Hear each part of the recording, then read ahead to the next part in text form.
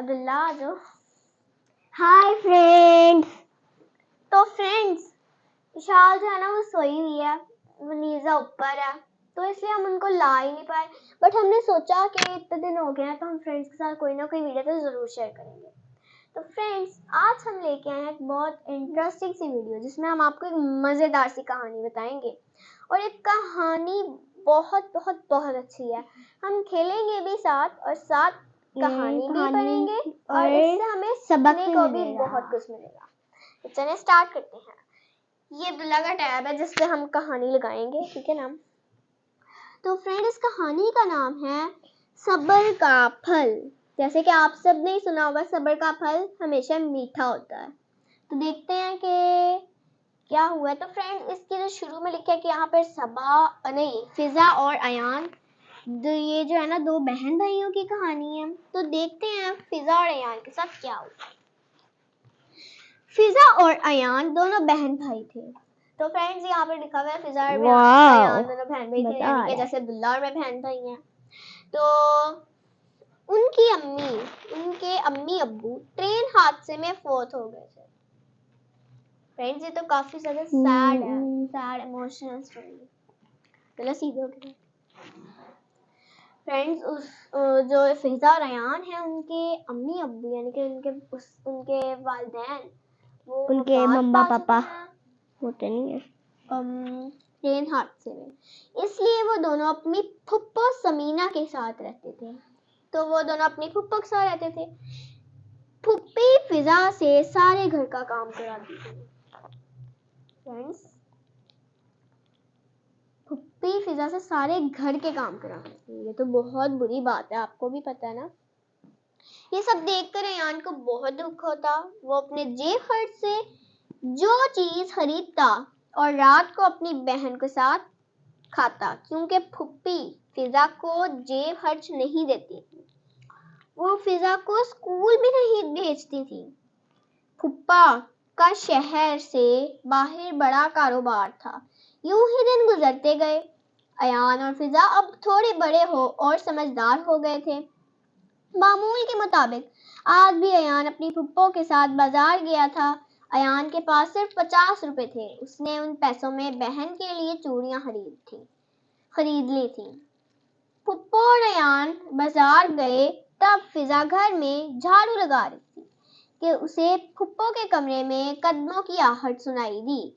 उसने करीब पड़ा डंडा उठाया और आहिस्ता आहिस्ता मच्छू के कमरे की तरफ चल दी। गला जरा मच्छू के चल के दिखाओ, ऐसे ऐसे वीजा चलती है,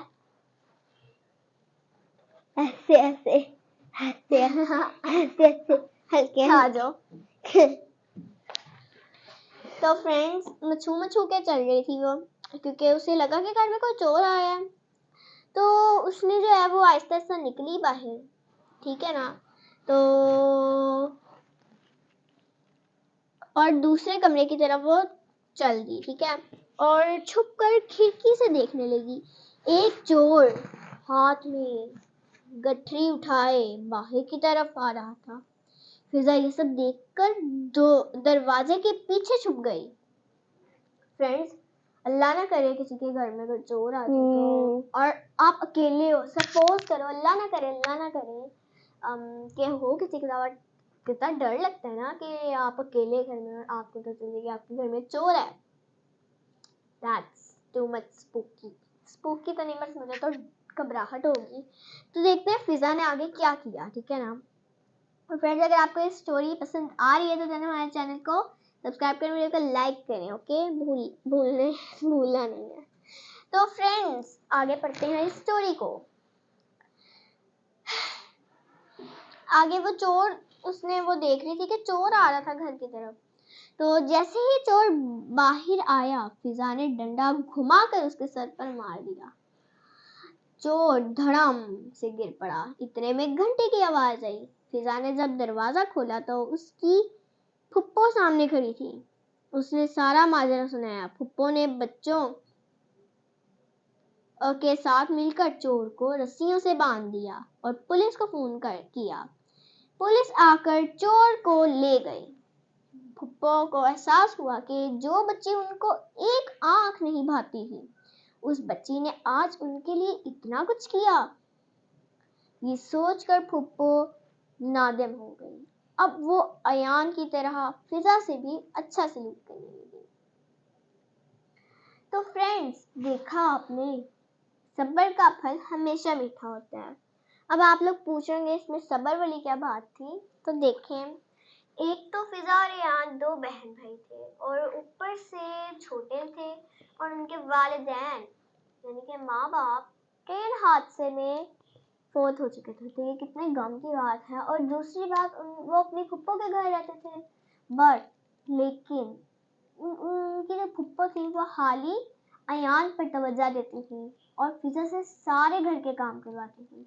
ना ही वो फिजा को स्कूल भेजती थी, ना ही पढ़ाई लिखाई करवाती थी और ना ही उससे प्यार करती थी। तो फ्रेंड्स, देखा आपने, फिजा ने जब चोर को, मतलब कि अगर आप सब्र करेंगे ना, फिजा ने कितने सब्र से काम लिया। फिजा कुछ भी नहीं बोलती थी, जबकि देखिए उसकी फुप्पो ना उसको स्कूल भेजती थी, उस पर जुल्म करती थी, लेकिन फिजा कुछ भी नहीं बोलती थी। ये सब्र ही है ना। तो फिजा ने सब्र किया, अल्लाह ताला ने उसको उसका अजर भी दे दिया।